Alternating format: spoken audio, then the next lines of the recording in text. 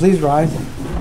I pledge allegiance to the flag of the United States of America and to the republic for which it stands, one nation, under God, indivisible, with liberty and justice for all.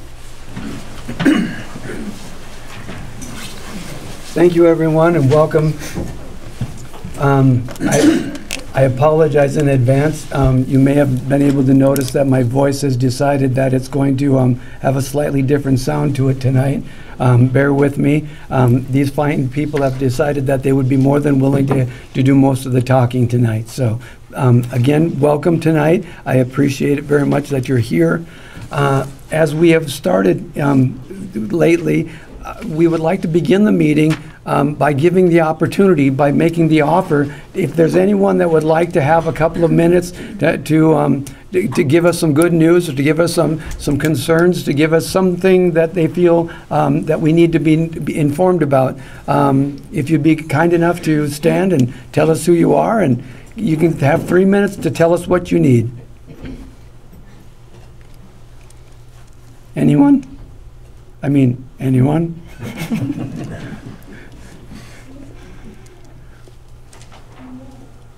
Anyone?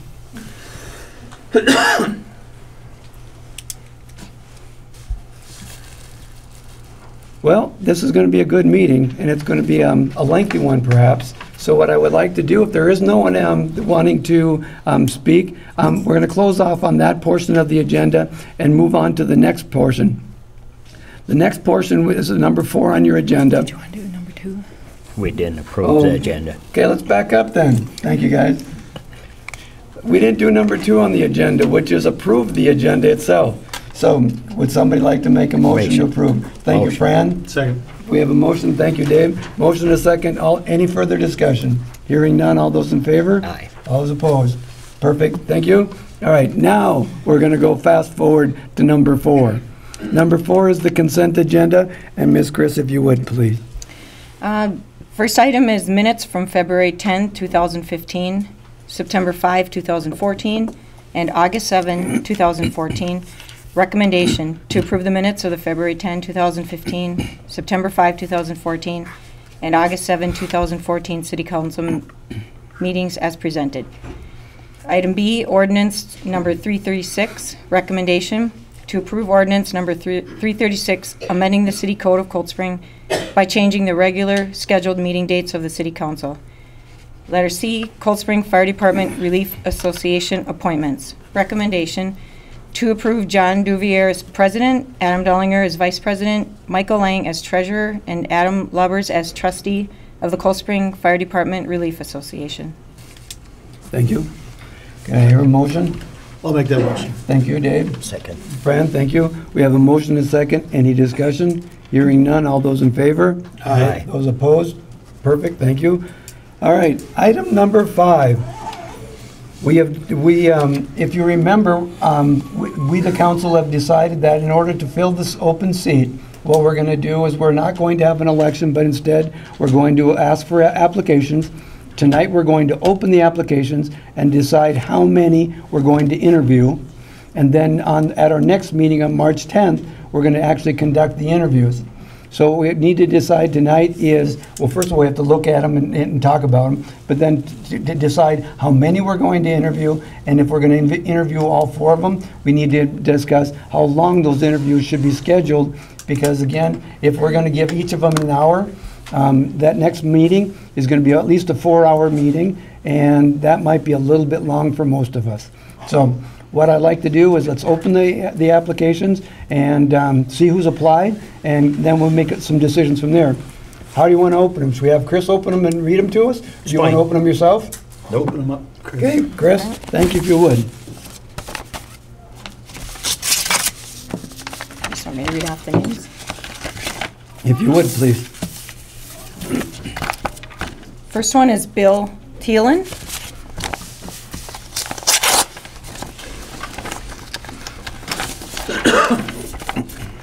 Jamie Knapp.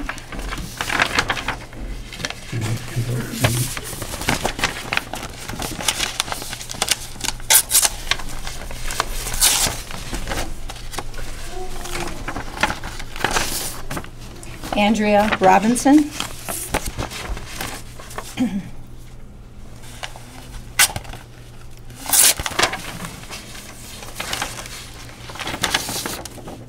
Mickey Shealy.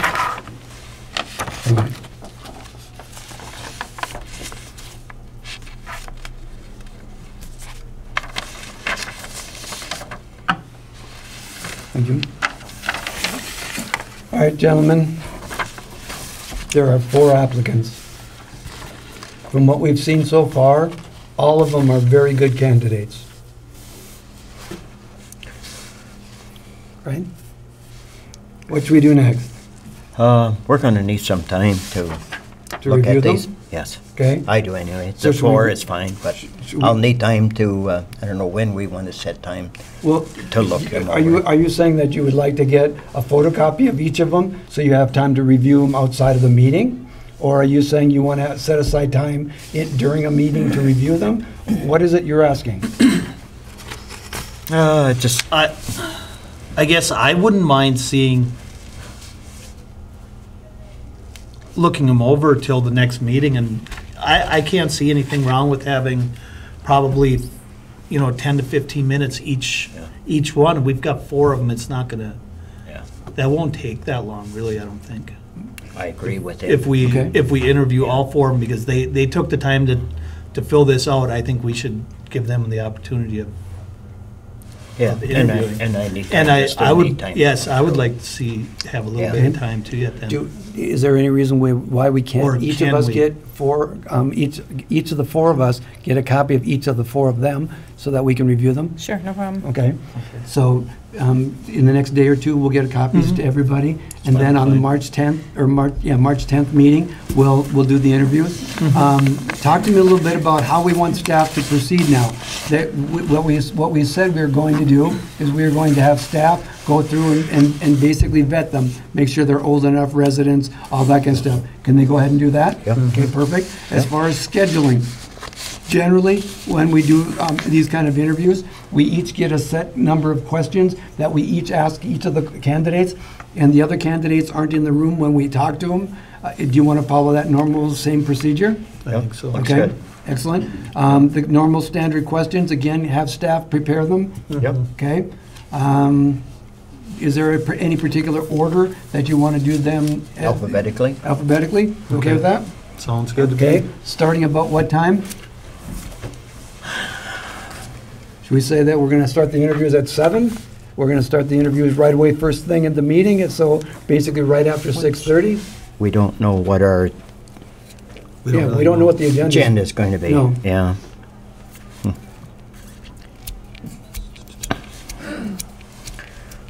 Should we get towards Toward at the the end? end so we can Like, kind of say about go on 8 a little o'clock? bit longer if we do it? Do you think that'd be an issue? No? Okay. It would be like a Like start at 13 8 or a o'clock 14. Yeah. Yep. Yeah. Starting about 8 o'clock. So the Yep. first candidate would be at 8, and then probably 8:20? 8:10, or, 8:15, probably about Yeah. 15 minutes apiece. About 15 I would minutes say. apiece? Mm-hmm. You okay 10 with to that? 15 minutes Okay. apiece. Okay. Is it your intention to choose the candidate that night That's what think we so. talked about. and swear them in I yet? think so. Okay, And swearing them in, okay. right? Yeah, Okay. I agree. Questions about that? No? You're all set? Yep, Okay, We are. excellent. Thank you. And on behalf of the city of Cold Spring, to the 4 candidates themselves, thank you very much for applying. Again, it takes a huge leap of faith to just put your name into the ring, to just be considered. So just the mere fact that you were willing to do that, thank you. That means a lot. So again, we appreciate it. And now, as you heard, what we're going to do is get it scheduled so that we can actually do an interview, give you each a chance to say your piece, and then we'll make a decision on the 12th and get you sworn in so that by the end of March, we will have a full docket of 5 council members. So again, thank you. Anything more on item number 4? Okay. that's good. Then we're on item number 5. Oh, sorry. That was item number 5. We're on item number 6. Excuse me. Item number 6, Red River Avenue roadway options, and then the intersection road layout. who is going to take the lead on this one? Normally, I'd point to Brian, and I'd say, Brian, are you going to take the lead on this one? But Brian is becoming even more smart. Is that correct? He's off leading again. He's off leading again. So, I can talk about it. I know Dave's got some information for it too. Start where we want. so who's going to start? Dave, you starting, or? With the planning commission, I can give you their recommendations if you Yep. want. Please.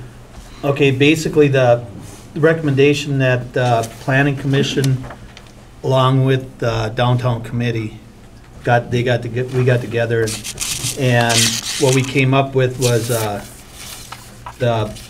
basically the preferred County Road 250 intersection alternative be the roundabout option number 2, which is the northerly one, when it's more north. And that the roadway and turn lane configuration for the remainder of the project match Stearns County's layout.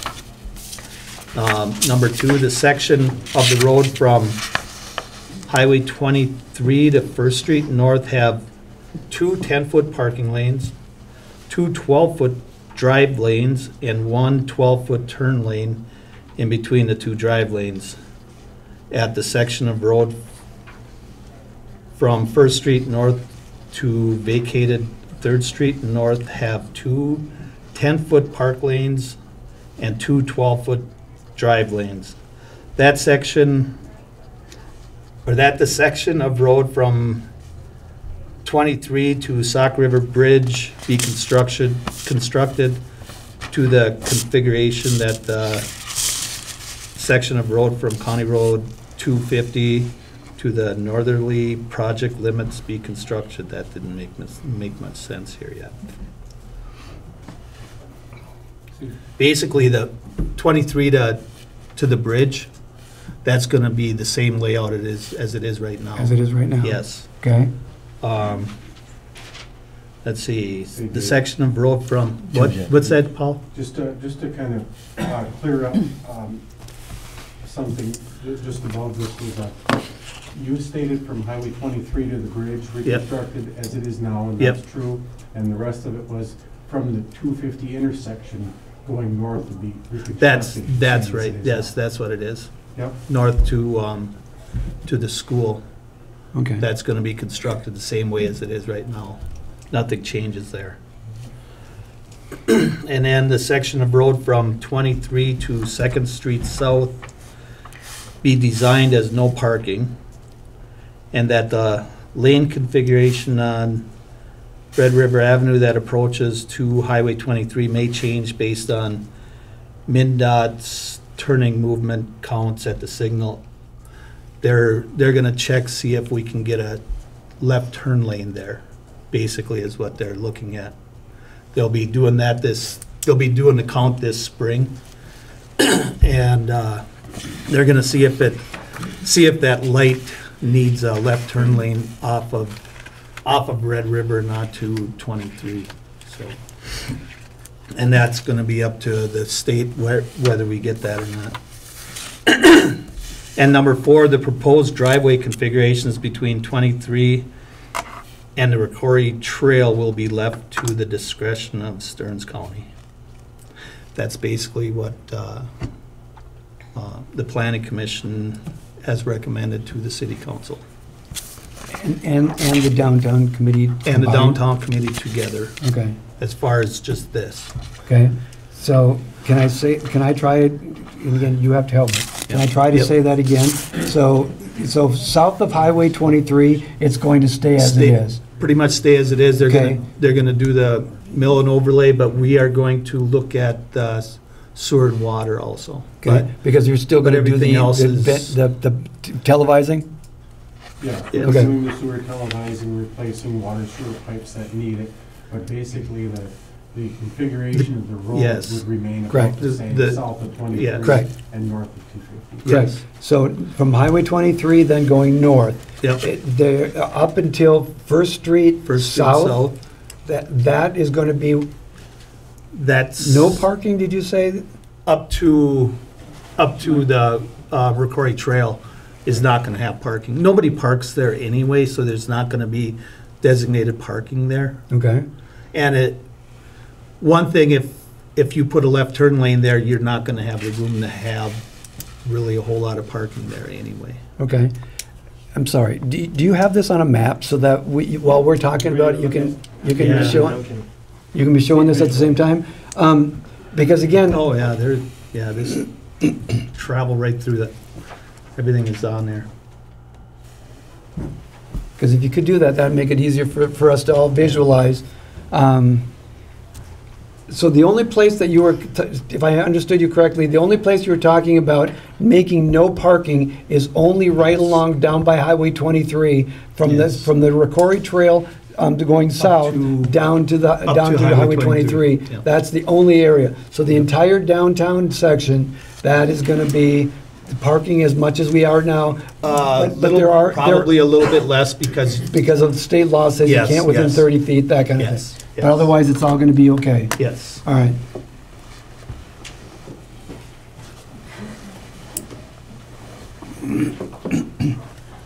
I apologize, every time I try to zoom in, it tries to regenerate, so I'll try not to do that too much. Can everyone kind of see what we're looking at here?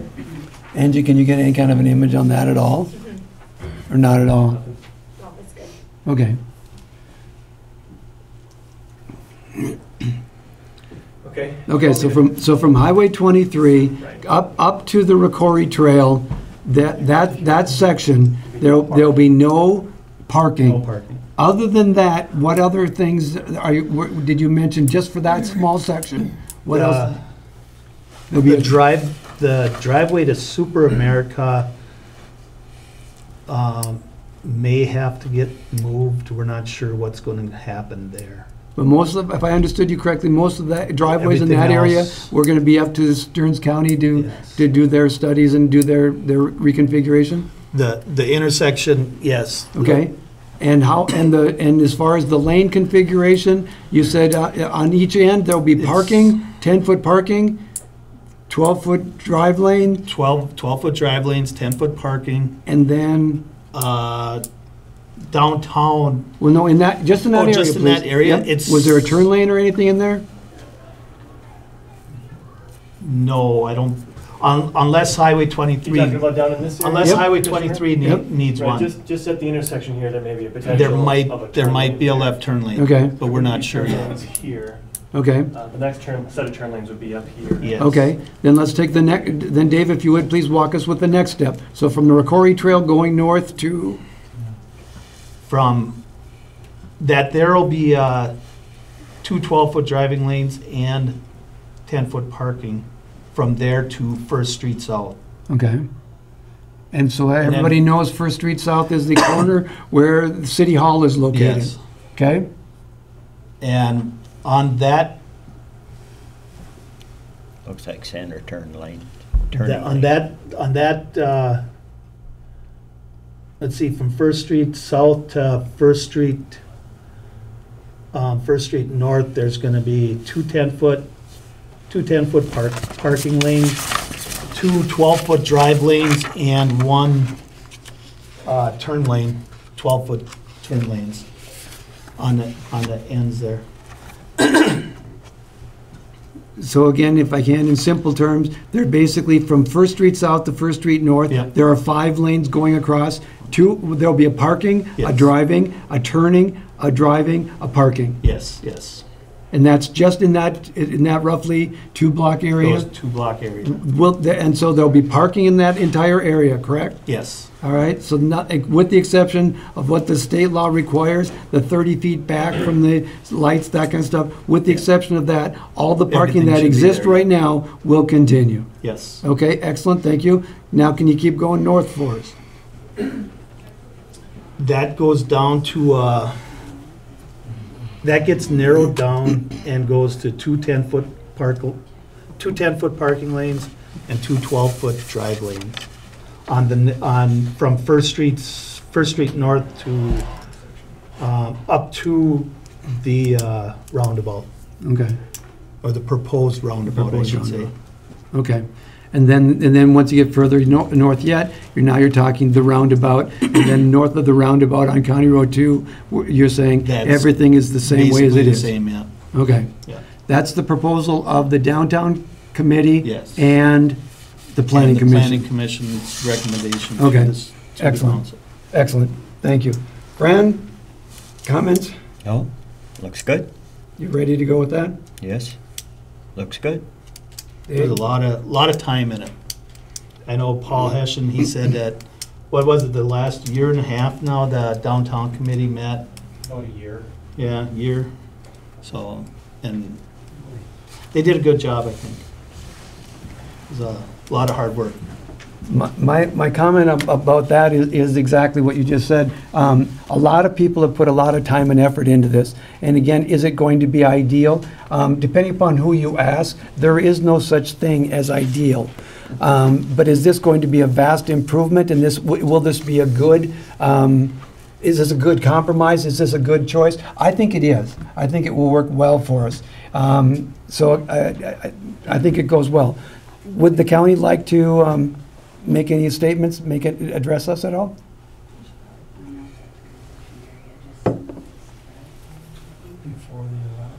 Yeah, just north of First Street North, I do want to just point out, because I know parking is a big deal. We're transitioning away from that left turn lane width, back down to the two 12-foot lanes, two 10-foot parking lanes. So right at the corners there, what did we figure out, it's gonna be about 50 feet. So it's gonna be a little more than what state law requires as no parking. I just want everyone to be aware of that, so there's all of a sudden when we have it constructed, there's not any surprises on that. It's just one small area in there. Okay, I'm afraid that I didn't understand that. I thought I heard you say for 50 feet there would be no parking? It might be, This area here, you can see where it transitions from the curb out. Okay, There's a small area in there where, in that transition, you're not gonna have the full parking width area in there because of the transition. okay, so the street itself will narrow, and because of that, there won't be enough room to be able to park the cars? Right, and I think you can see it, you can see this line right here where it transitions. The width of the roadway is actually not decreasing, it's just the striping is gonna channelize the vehicles into a tighter area so that they're going from multiple lanes here to just 2 lanes here, so the shoulder line's gonna taper right to the corner there, so you won't have a full width available for parking in that, just in this transition area. Okay. And those of you at home watching this, I hope you can see that clearly.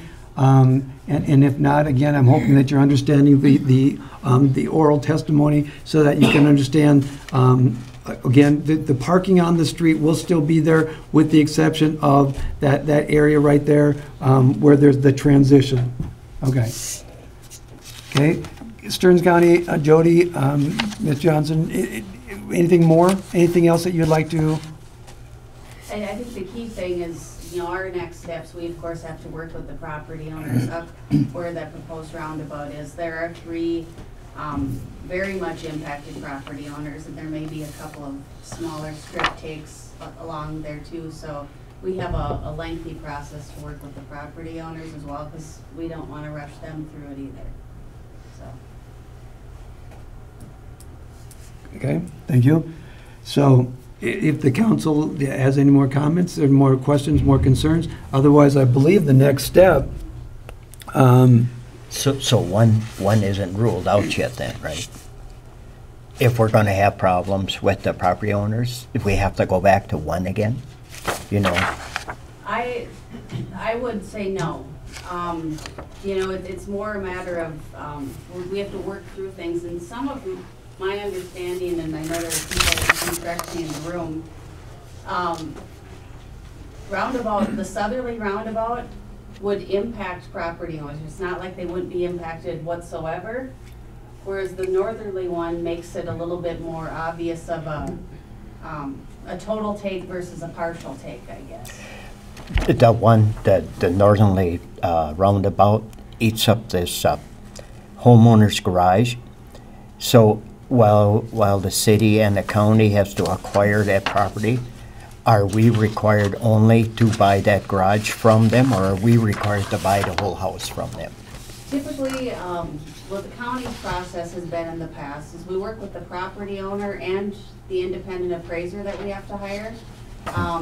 Sometimes the independent appraiser will tell us, you'll pay as much in proximity damages of the road and the way you change the use of that property, that you're better off outright buying the property in its entirety.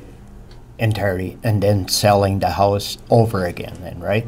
Because the Depending- house really wouldn't depending have to where be the house is destroyed, right? located in relation to the road. Sometimes you can sell the structure as well.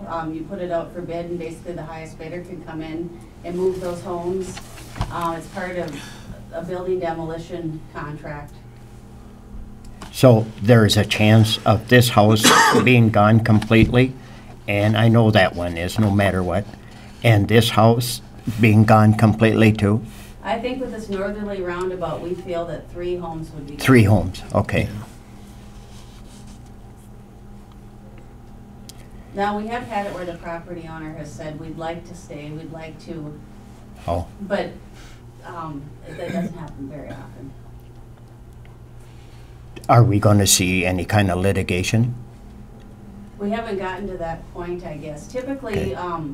you know, you find out if the eminent domain process will have to be used when you start talking dollars. Okay, And we have a very prescribed process. I mean, federal and state law outlines what we do. And like I said, we hire an independent appraiser, and then we hire a review appraiser to make sure the first guy did his job right.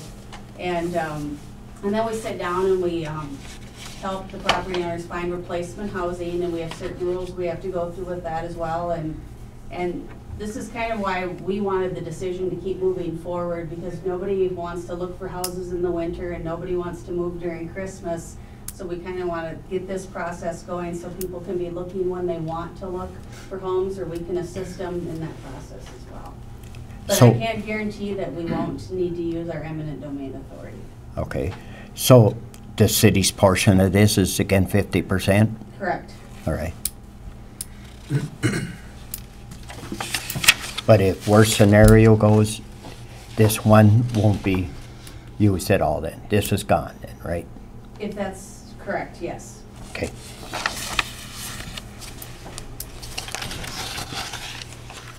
We ready to make a decision?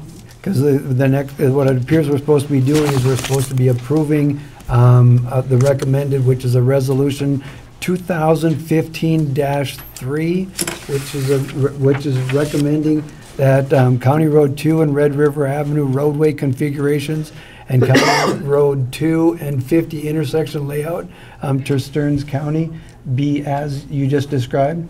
Are we okay, ready to vote on that? Then I'll need a motion. I'll make that motion. Thank you, Dave. I'll second. Fran, thank you. We have a motion and a second. Any further discussion? Hearing none, all those in favor? Aye. Aye. Those opposed? Hearing none, we just passed it. Thank you, thank you. And again, to the Planning Commission and to the Downtown Council that has put in so many hours, this is just the first step, but it is a huge first step. So again, thank you. Now the next step is we have to keep moving on streetscape, and what will that look like? And how do we proceed from here? So again, ladies and gentlemen, thank you. All right, that was number 6. Number 7 is a revised amortization schedule. And gentlemen, if you're okay with it, I'd like to table that one again. I still want to have some time to spend with our finance director, Chris here, and I want to talk with her about the idea of making some, getting some clarity, maybe making some changes. So if you're okay, I'd like to just table number 7 again. Are you all right with that? I'll make a motion. Motion is to table it. Fran, thank you. Dave, second? Sure, second. Thank you. We have a motion and a second. Any discussion? All those in favor? Aye. Aye. Aye. Thank you. All right. Opposed? All right, excellent. So we're on number 8 now. Approval of switching the city's employees' dental plan. Chris, I'm going to pick on you again, please. Tell us a little bit about the process. Tell us a little bit about we're switching from to. Just give us a little bit of background, please. Okay. Our insurance agent came upon a better plan. We currently have Humana Dental, and all we have is preventive coverage at 100% and basic coverage at 50%. Basic is just like fillings, simple things like that.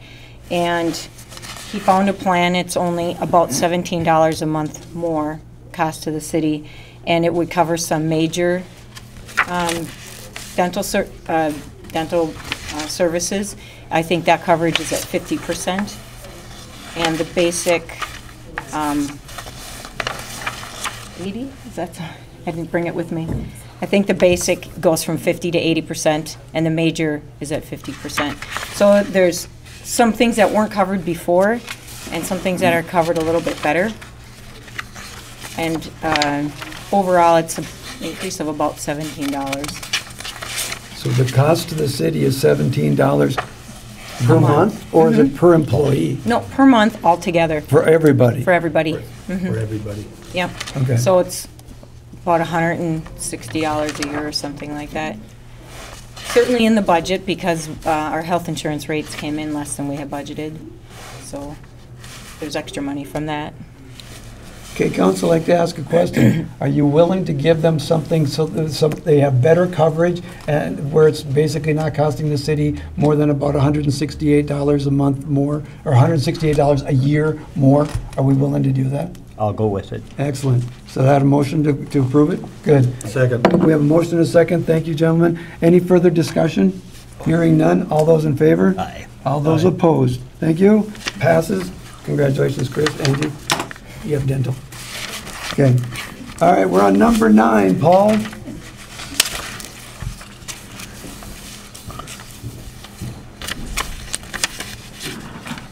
To make this so brief, it might not be worth my trip up to the table. That's not happened. Well, we did some more drilling since the last council meeting, and it looks a little more favorable now, but too early to celebrate. So I guess I'll leave it at that. We'll be doing more drilling and hopefully a brief test pump before the next meeting and on those. Any questions about drilling or anything else? Down far enough? For the granite. All right. That's it? Yeah. Really? Ladies and gentlemen, I want to go on record. I've been on this council for a long time, and that literally is the shortest report he's ever given. Thank you. All right. City engineer.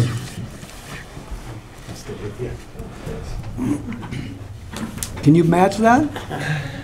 I probably could. I don't get to see you guys that often, though. I'm gonna sit up here a little longer if I want. Okay. But anyway, yeah, so I'll just go through the list here. The Second Avenue crossing is first up on Brian's list, and as you're probably aware, the dealings with the railroad company are progressing. Slow as usual, but that's kind of how they work. But anyway, I think we're close to finalizing that deal for the property. And once that happens, you know, that project can move forward. We're currently working, Brian's combining the construction plans for the Second Avenue crossing and the 14th Avenue extension, kind of combining that into one project for bidding as soon as we can get them out there this year. But that would be coming to you at your next meeting. Brian will bring those plans and specs to you. Okay. Thank you. Any questions on that one? Okay.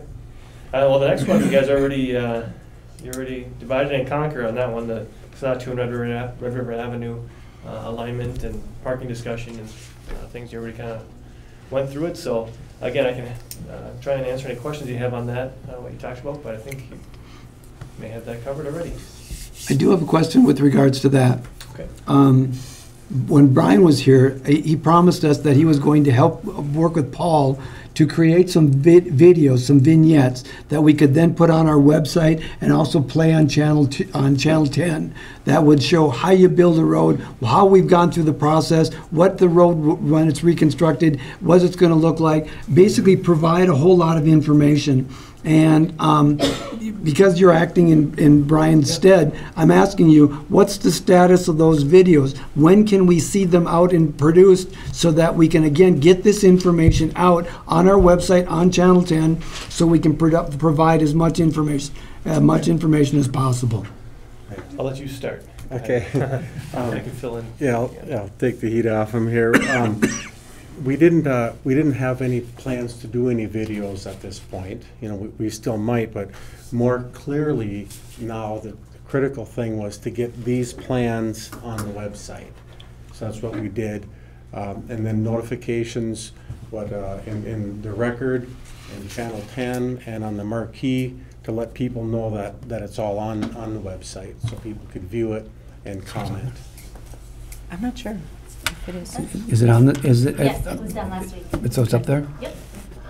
Okay, thank you.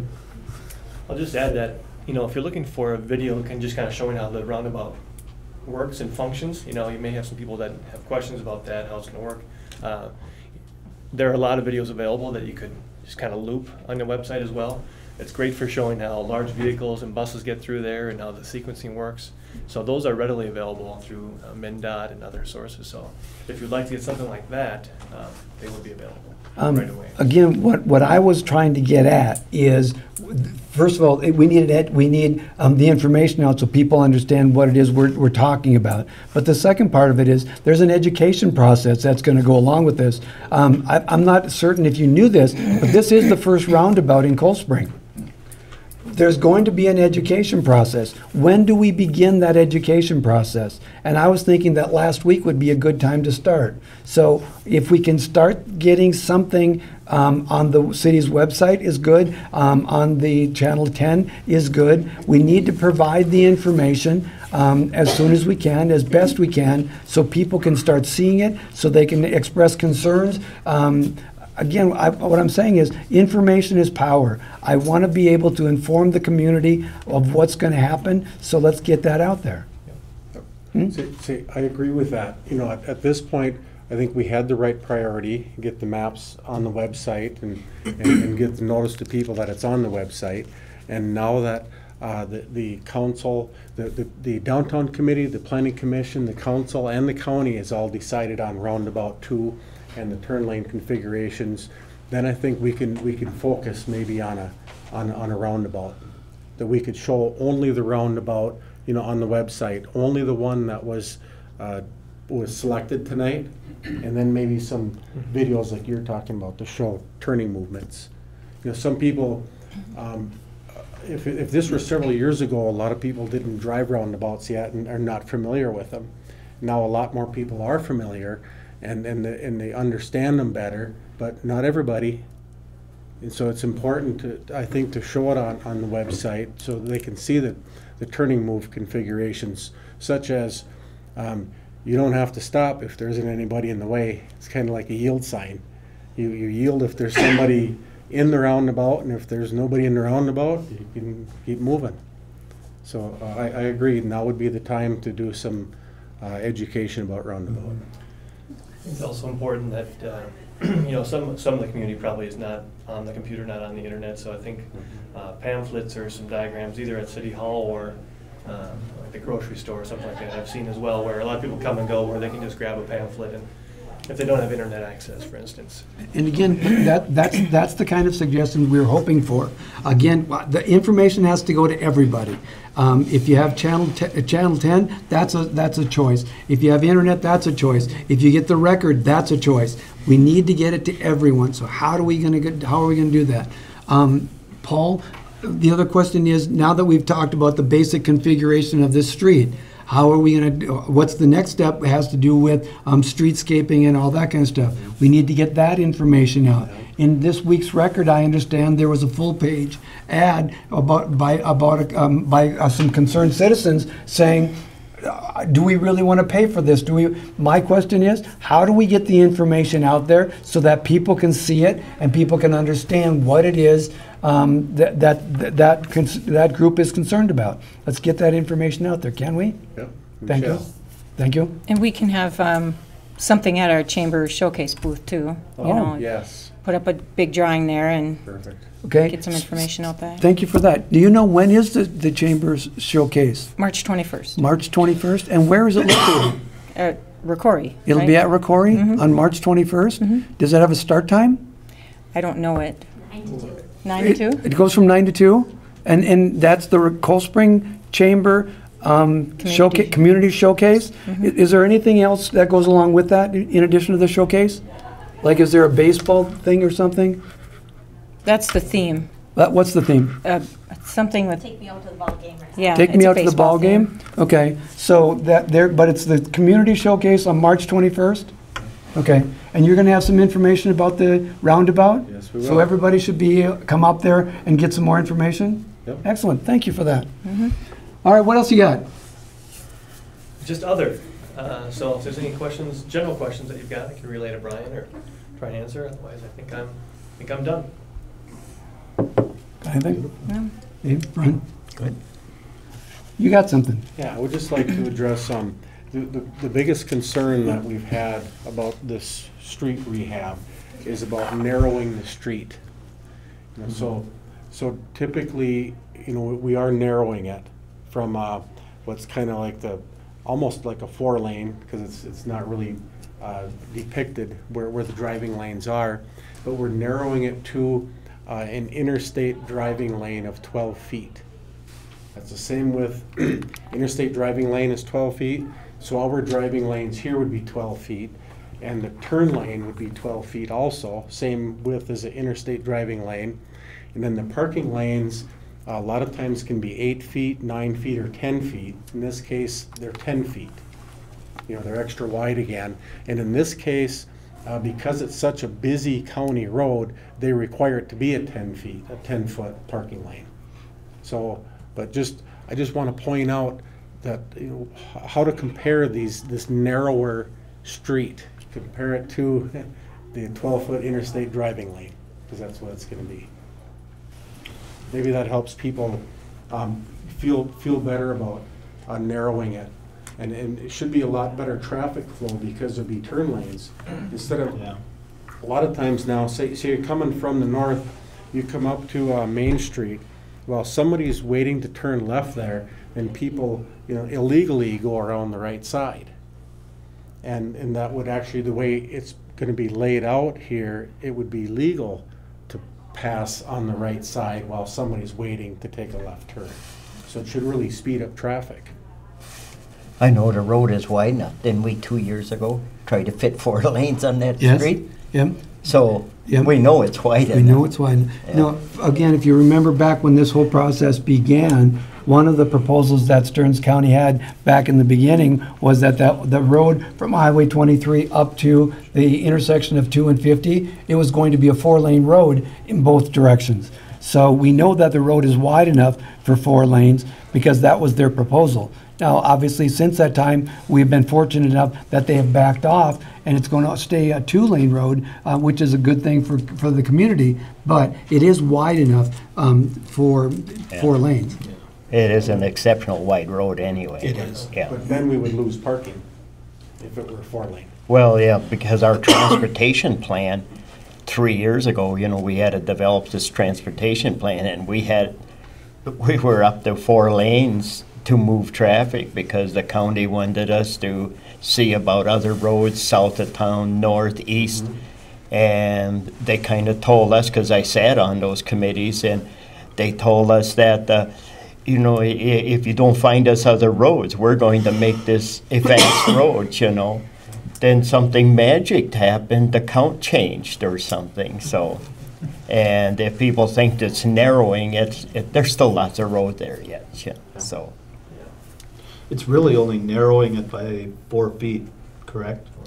It's only 4 Yeah. feet. The only thing is the bike lane didn't get in there. That's the, Yeah.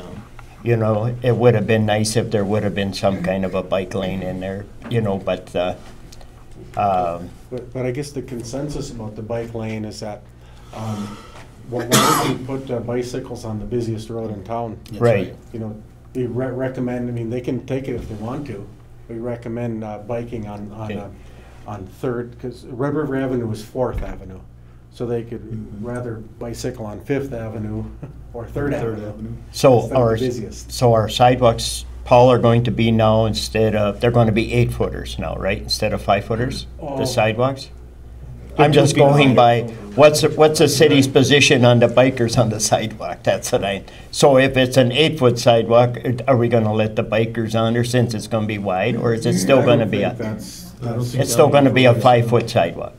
It's 2 feet wider than it is now, so I'm not sure. So I then don't know that's the width. it. It's basically 2 feet wider on each Okay, side, so of 7. the sidewalk. 2 feet more. And has that been decided already, or is that something that we're That's- working on with regards to streetscape? No, that's actually, by narrowing the road 4 feet, you add that much to each side. Right? So- So are we automatically adding that much more to this, to the sidewalk? Or is that Yeah. still part of the streetscape plan?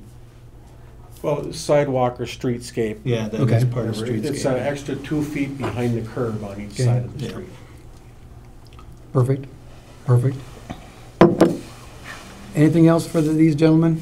No, Then, thank you. thank you very much. Thank you. That takes care then of points 9 and 10 on the agenda. So we're down to points 11 and 12. And for this, I'm going to do 2 things. First of all, can I ask whoever's light that is, that's shining right back there? Could you please deflect that? Thank you. And the second thing we're going to do is we're going to ask Tom Jovanovich, please, our city's attorney, if you'd be kind enough to join us at the table here.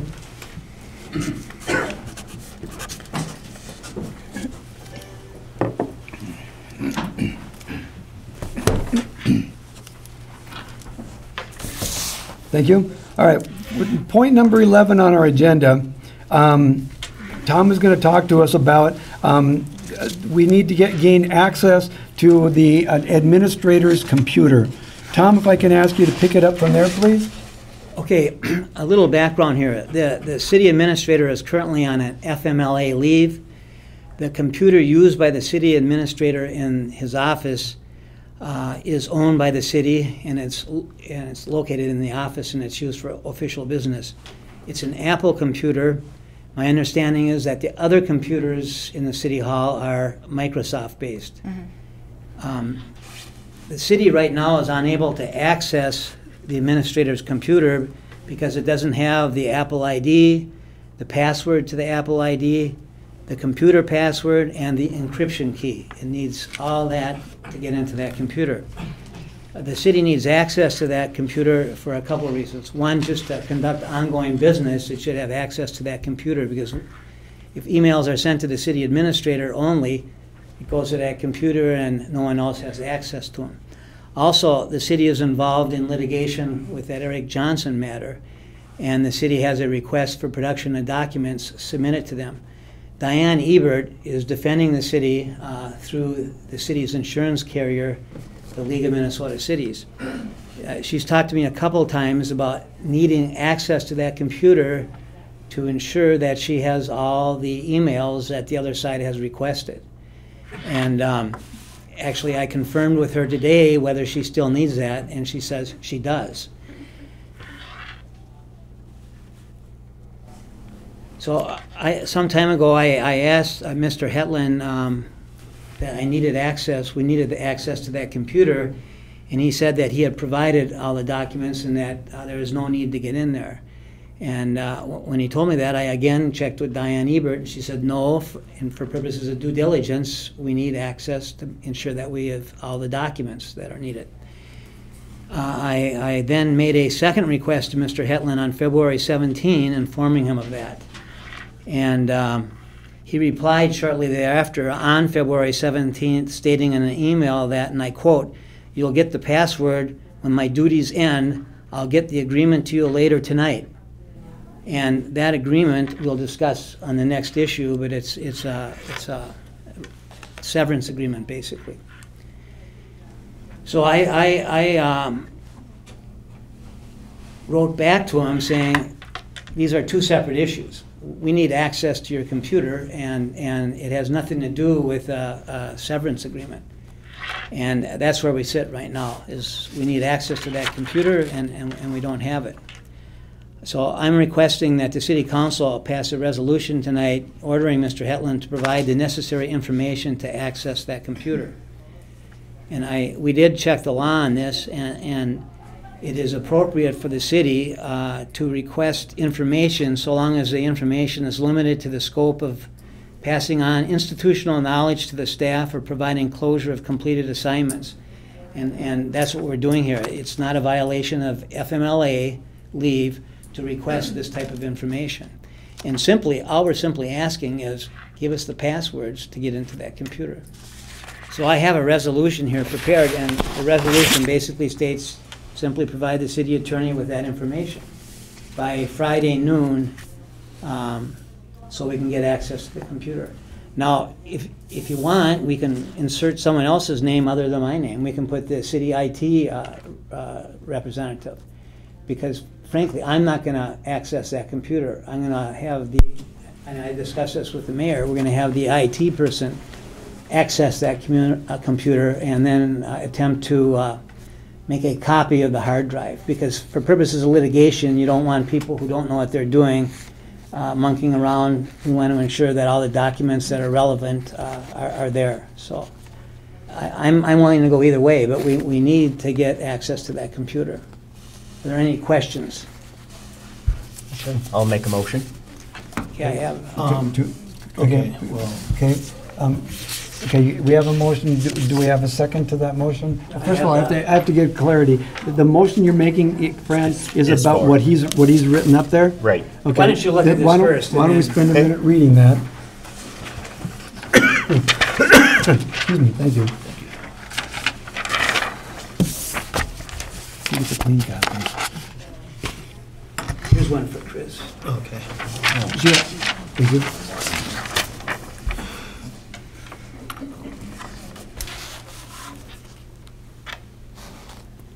Tom? Yes. Since this is what we're talking about, can we just read it out loud? Yes, that's Is fine. that permitted? Yes, absolutely. Would you feel comfortable reading it out loud, please? Sure. Thank you. City Council of the City of Cold Spring, resolution ordering access to computer in City Administrator's office. Be it resolved that the Cold Spring City Council is ordering Paul Hetland to provide the IDs, passwords, encryption key, and other access codes to allow access to the Apple computer located in the City Administrator's office in the Cold Spring City Hall. Such information must be provided to the City Attorney, Thomas Jovanovich, no later than noon on Friday, February 27. The city needs access to this computer for purposes of conducting city business and to comply with the due diligence requirements in responding to discovery requests and pending litigation involving the city. Thank you. Fran, is that what you meant when you said you're making a motion? Yes. Okay. Dave, would you want to make a second on that, or do you want me to make a second? For And then we can- discussion, I'll second it. just Okay, so- perfect. Then we can because of have the discussion. All right, so we have a motion from Fran and a second from Dave. All right, discussion. If number 12 happens, he's going to have to do number 11 anyway, correct? 12 on our Oh, on the agenda. Okay. Again, like Tom said, they really are, they're two separate issues. So whether he Yeah. does or doesn't do 12, I don't know if it has a lot to do with whether he does or doesn't do 11. And again, 11 meaning the motion thing. Can I ask you, if you don't mind, what's your concern? What are you trying? I'm just wondering if we're, no, I don't know. I'm just wondering why, if he's going to do number 12, why we're forcing his hand here, instead of allowing him to give us that information if he's definitely going to separate, like it says here. Okay. You know what I'm saying? Yep, I do. If you don't mind, Tom, can you respond to that? Okay, well, they are two separate issues, and with respect to number 12, it's very clear in the email he sent that he's not resigning unless he gets the severance package he's requesting, and that hasn't been decided at all. And before I get into that, I have to make some statements about data practice and data privacy and that, I guess my feeling is we're a long way from approving number 12. So number 12 isn't, yeah, okay. And again, you have to understand. And they are separate. I mean, Okay. Yeah, they're Yep. very separate. I wanted clarification on that. Yep. Because when I see number 12, I thought, well, why are we forcing this? if he's well, when we gonna- get into the discussion of number 12, you'll understand. Okay. Any other discussion with regards to the motion that's on the table right now? Fran, Dave? No, I'm good. Okay, and I'm good too. All right, then let's call the question. All those in favor of passing this resolution, say aye. Aye. Those opposed? Motion passes. Thank you. Tom, you have what you're looking for, so by noon on Friday. So how are you going to communicate this to Paul? He's been emailing back and forth, so that's how I'll communicate it to Okay. him, and I'll send it to him So- in the mail too right away. Okay, so tomorrow he'll have this information. Right. So he'll have until Friday at noon to get back to you with the codes. Right. Perfect. All right, super. Then let's move on to number 12. Tom, again, you're up. Okay, so I think it was on February 17, I received that email saying that he'll give us the passwords if the city approves the separation agreement. So it was the next morning that I and Mayor Thielen received a email and accompanying separation agreement. And before a proposed separation agreement that Mr. Hedlund was proposing. But before I get into this, I want to make sure everyone understands the rules as how we deal with these documents. That email and separation agreement are classified as personal data, or personnel data. And by that, it means that that data is private, confidential data of that employee. And government data on an individual maintained by the city because the individual is an employee of the city is private, confidential data, and that's what it is. You have to look at the data and say, okay, how do we classify this? And the presumption on personnel data is that all personnel data is private, confidential data unless it falls into one of the public exceptions under the Data Privacy Act. So there's a number of exceptions that says, okay, certain personnel data is public. But this is not public because it doesn't fall clearly into one of those public exceptions. There is one that's somewhat close, and that's subdivision 2A6, which says that the complete terms of any agreements settling any dispute arising out of the employment relationship is public. So if the city would accept this severance agreement, at that time it would become public. So do you follow me so far?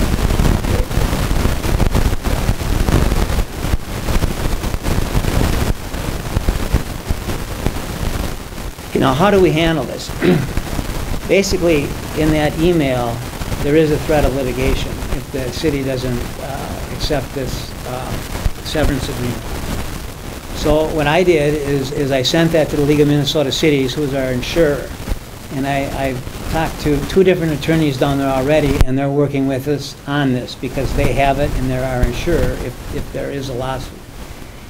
Now, the Data Practice Act allows discussion about private confidential data at a meeting, and that's under Minnesota Statute 13D05 Subdivision 1B. And there are IPAD decisions that do state that you can discuss this at a meeting so long as it's necessary to discuss it to conduct business. And there's no exception that would allow us to close the meeting to discuss this particular thing, except we could possibly close the meeting based on the attorney-client privilege. However, to do that, you have to use a weighing test, and I think initially we should discuss it in an open meeting. However, if the questions get real specific and deal with litigation strategy, then I think we have to close the meeting. But I think we should at least proceed at an open meeting initially. Okay, now this is really important.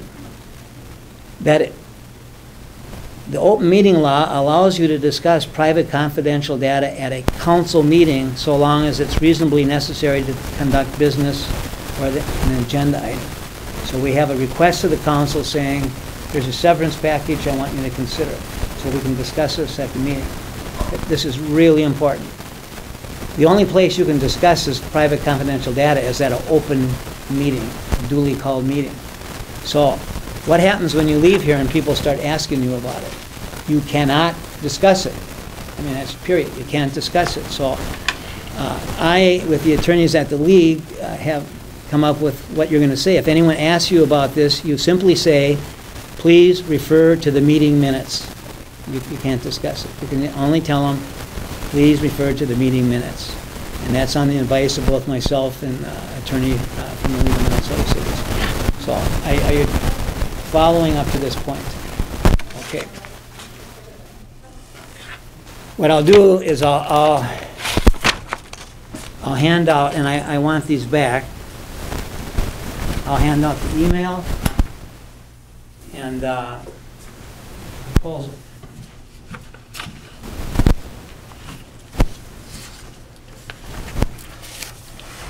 Okay, and what I've done there on the actual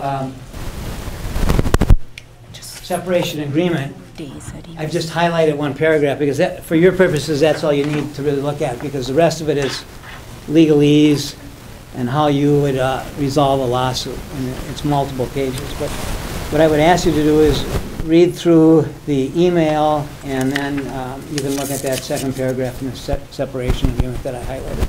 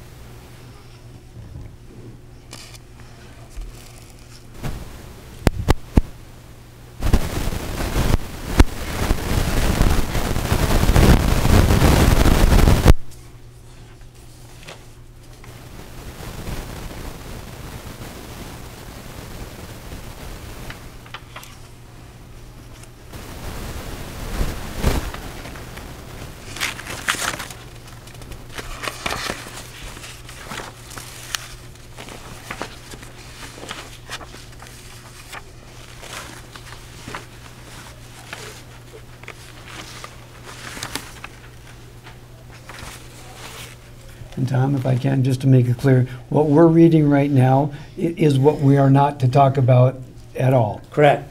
okay?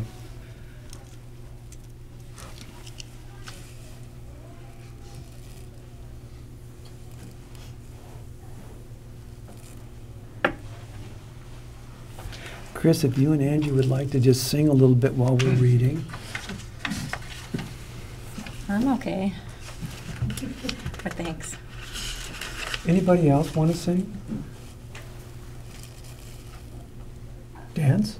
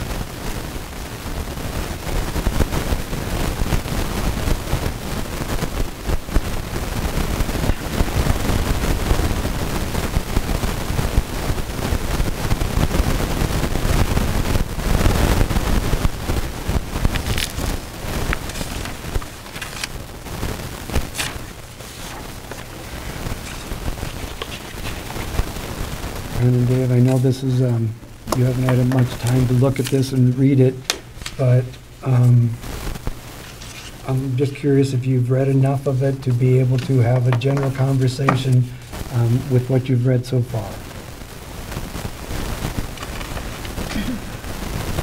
I can't without getting further into it. Okay?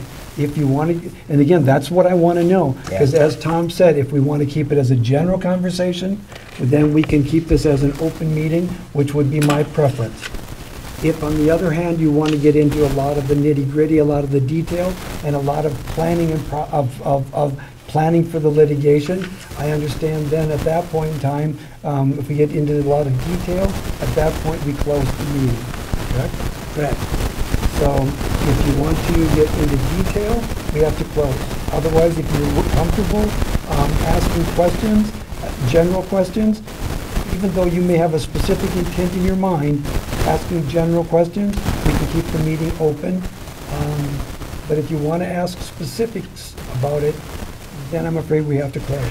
I can't satisfy my decision-making on just those general questions. Okay?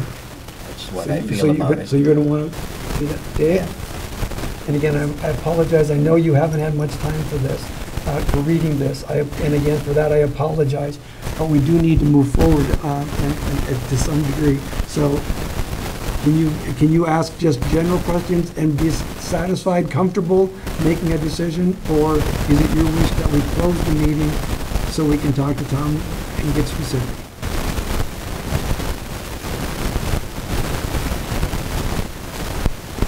We almost have to close it, just to There's too much there for me. Has to make it a general. I think so too. Yeah. I mean, for me, it's too much, I have too much other, because I've had other concerns, so, Yep. then Okay, so it's not going to work for me.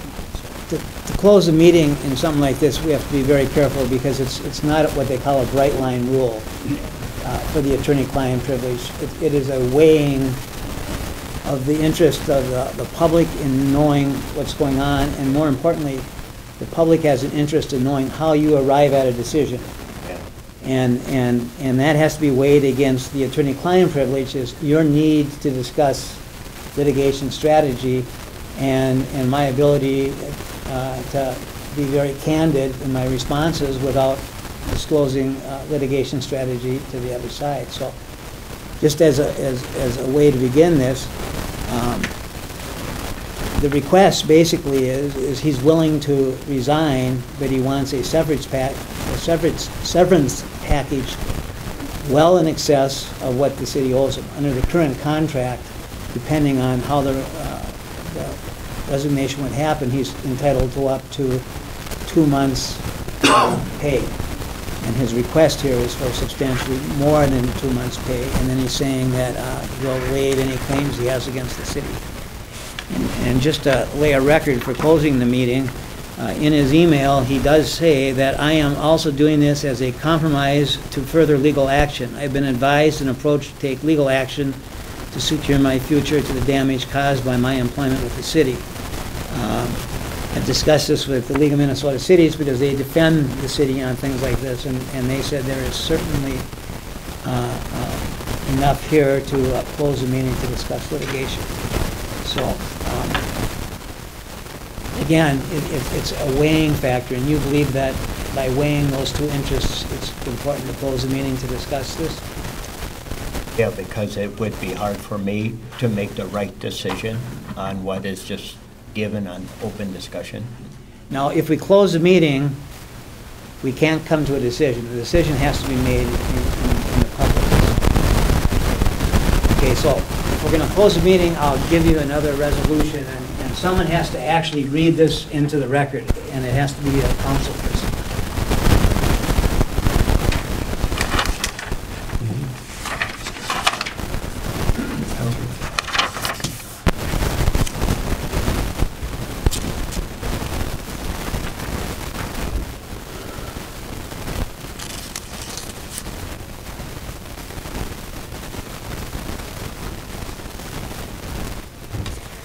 Tom, I just want to make certain that we're clear.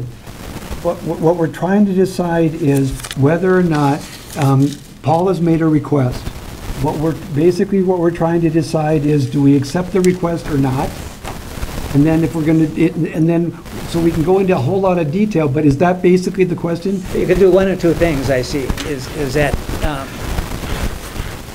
as I read this, when I look at this separation agreement email, there is no factual support for the payments of severance pay over and above what's in the contract. I mean, when I read it, there's nothing in there to really support that from a factual basis. He does assert some legal claims, but he doesn't assert any facts to support it. So based on that, I think the city could just say, we're not going to approve it, and then let it up to him to get an attorney and approach us with it. I mean, we could do it that way, or we could close the meeting and discuss it in more detail, some of the issues. And it's your call, but if we do close the meeting, it has to be based on that motion I gave to you, and you have to read it into the record. And again, even though my voice is a little scratchy today, I would be willing to read this into the record if that's the will of the council. But I still think that my question is still a simple one.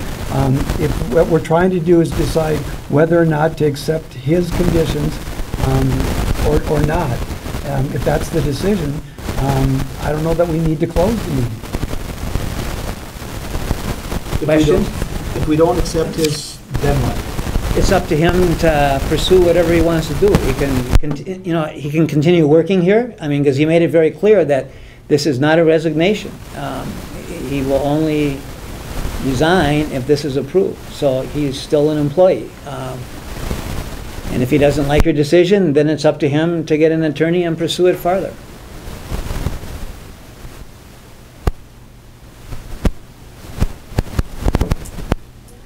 So again, I'll read it into the record if you want me to. My question is, do you still think we need to close the meeting, or can we make a decision in an open meeting, yea or nay, whether or not we decide to accept the conditions, the terms of his proposed resignation? That's what I would like to do. You'd like to close it? No, Just like to make it? just make them, whatever I gotta do and say is like, no, we don't accept. Is that the thing? Right. I'm perfectly fine with that, because it's a very awkward position that we're put in the way it has come up. I mean, This lays too many avenues into length. To me, is my thing is just no, and then let's wait for a counter. Okay, and that's perfectly fine. Before we go any further, if that's a motion, I'll make that a motion. okay? Yes. Would you like to second it?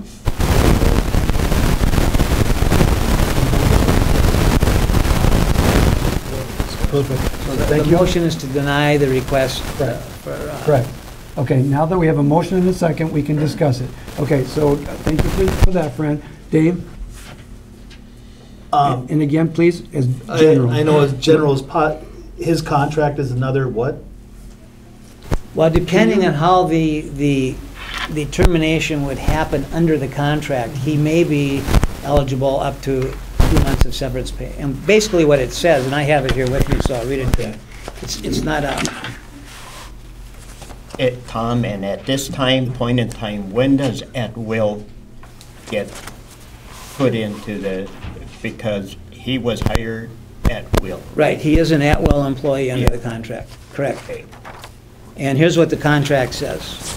It says, okay, should the council terminate you during the 3rd year of your employment, you will receive 3 months' notice of severance pay equal to 3 months' salary at the discretion of the council. Okay, then it goes, if you are terminated any time thereafter, that would be after 3 years, the council will provide you with 2 months' notice of severance pay equal to 2 months of salary. So that's what the contract provides. So if you would go ahead and terminate him, then he's entitled to 2 months' severance pay. But right now, we're not even talking about that. No, we're not talking about it. Right but- now, But all I'm we're saying that's what the is- contract Correct. says. I'm Correct. just, But right now, all we're saying is, are we going to accept his proposal? That's all we're talking about.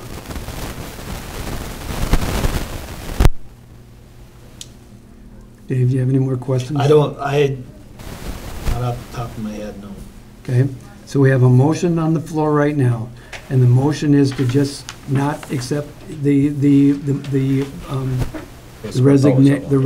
Well, it's proposed resignation? Yeah. Is that the term I'm looking for? No, it would be not to accept the proposed, the motion would be not to accept the proposed employment separation agreement and release. Okay. Angie, got that? Okay, thank you. So that's what the motion is, that's what you seconded. There's no more discussion? Okay, then I'm going to call the vote. So all those in favor of that, signify by saying aye. Aye. Those opposed?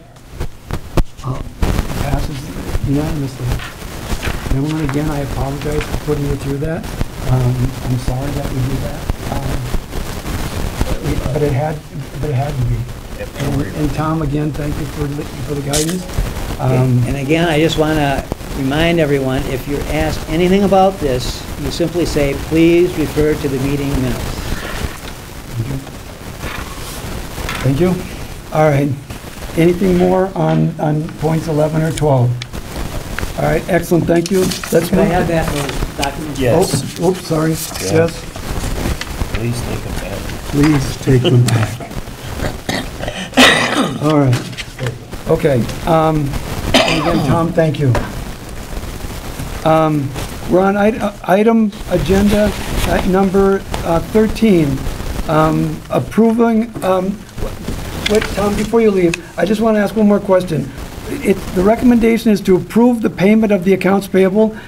I'm uncomfortable with the phrase. Can we instead just say that we're going to review and accept? Because if we're going to approve it, then I feel as though that we should bring them here and we should actually touch them. We should approve them. But if we're not approving them, she's already approved them. She's already gone through and matched everything. And so can we just say that we're going to review and accept?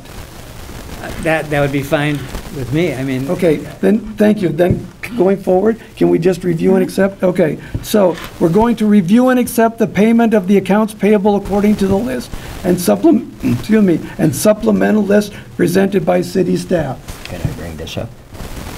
You want to bring it up now, or should we make a motion? Yeah, let's do it now, before there's any motion. Okay. I would just like to bring it up, when we wrote out checks. For this, we wrote out a check for Mr. Hedlund, and I was just wondering, because since he was on unpaid leave, and we wrote him out a check, and I guess I'm going to ask Chris for a explanation. Okay. The pay period, he was here for 4 days of that pay period. He was still before his leave of absence. Okay. So that's for 4 days of pay. All right. And then it's for, he has to have his vacation and sick pay paid out. So that's on there too. Okay, so then we're good with that. I'm fine. Okay, thank you, thank you. Okay, so then we're looking for a motion to review and accept the accounts payable. Randy wants me to make that motion. Excellent, are you making it?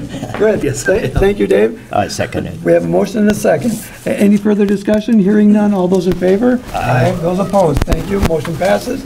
Number 14, general questions, comments from the city council or the public. First, the council. Dave? I have none. Fran? I haven't any either. I've got a couple, but we're going to save those for a second. Anybody got any more comments? Chuck? You might want to explain to the public why, in the consent agenda, why we were approving minutes from last September and last August. Excellent. Good question. Chris, if you would, please. Yes, I can.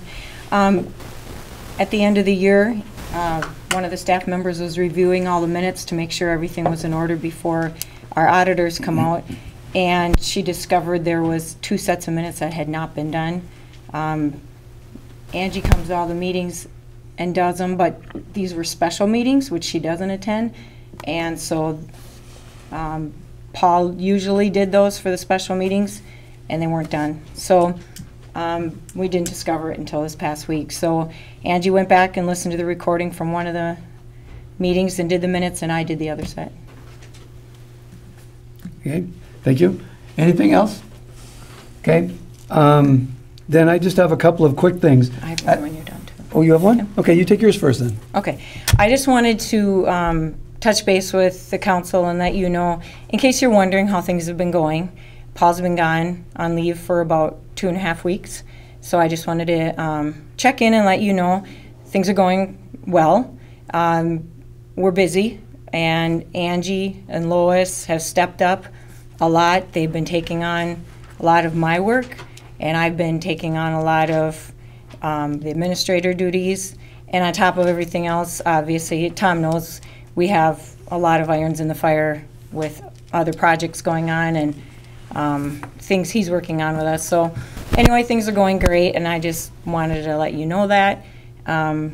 We also tackled about 10, I would say, issues, meetings, contacts, projects, things that have been kind of getting neglected that should have been worked on, and knocked a lot of those things off. So I'm really proud of the way things are going, and I hope you were, happy with everything got in your packets, because we worked really hard to make sure we kept everything up to speed. So I want to let you know things are going well. Thank you.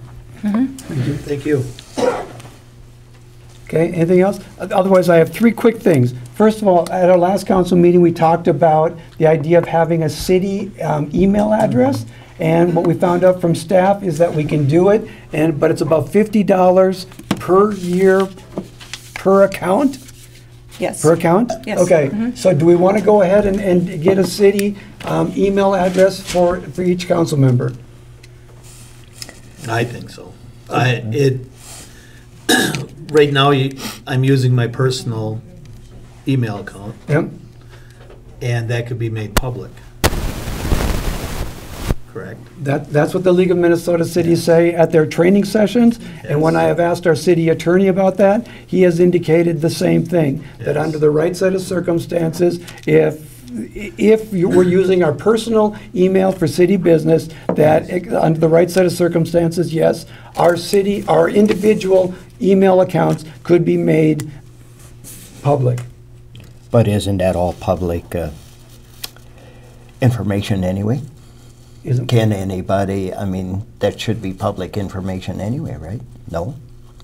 Our city. What we get emailed to us? But my personal emails, okay, my wife sends me an email just telling everybody about, or telling me about how great her day was. There's no need for that to be a city email. You send me an email telling me how great your day is, that might be potentially a city, a public record. But what we're asking is, if we make all city business on a city email account, then our personal account remains personal.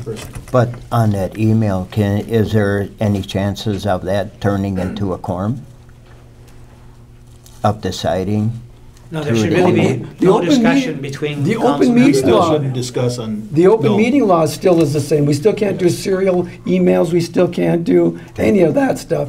But again, the question has to do with, and again, when we went to the League of Minnesota training, League of Minnesota Cities training a couple weeks ago, what they said was they recommend you have a city account, and you only use the city account for any time you're doing city mail, because if you don't, what the example they used was in a particular city, somebody's email account, all of their personal emails were made public because of the fact that the court said they had to turn over all of their emails. Okay, then it would just be mayor and council, the emailed, or into other employees? Well, Or you other already- employees involved? you We al- already have them. You already have You them. already have them? The council is the only ones that don't have it? Well, and Planning Commission doesn't have them either, Right. and EDA. So that's a good question. Then how far do we take it? Do we just take it to council, or do we take it and go and extend it further? Do you have a recommendation how much further you go with it? Just mayor and council, or do you include EDA and? I think it's really a call for the city. It's cleaner if everything is on the city account. I mean, just as you say, if you're conducting city business, conduct it on the city email account. The concern is there cannot be sharing of information between council member to council member or EDA commissioner to commissioner or planning commission member to planning commission member. But that applies whether it's a personal email or a Correct. city email. Correct. Well, can we do this? Can we do it in 2 steps? Would you be okay with that? Let's do the first step, just the 5 of us. Yes. For now, 4.5. Let's do the council, and if that integrates well, then let's consider including EDA, park, planning, others. You okay with that? Yeah, Yeah, I agree. Okay with that? Yep. Okay? I'm willing to Got it. try it. All right, thank you for that. The second thing is, ladies and gentlemen, we've been talking a good chunk of the night with regards to who's going to pay for that streetscape plan that's been proposed, that's out there. I need you to understand something, and I wrote this before today when I found out that there's an article in the Record.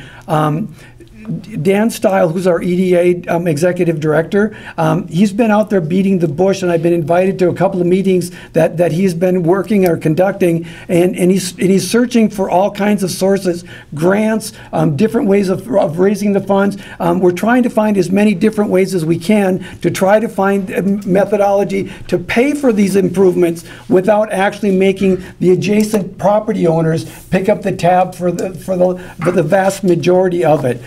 We understand that for a lot of small business owners, having a large assessment at this point might be difficult, and it might make it even worse if you just had to go through a season where the road was closed in front of your business. And so therefore your business was down for a period, and then on top of that we have the special assessment. So please understand, the city is diligently trying to find different options, different financing options to help pay for as much of the improvements as we possibly can.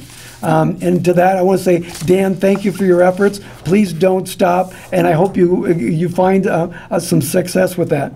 The last thing I want to do is I want to bring up something again that Chris mentioned earlier, and I'm going to ask her to bring it up again.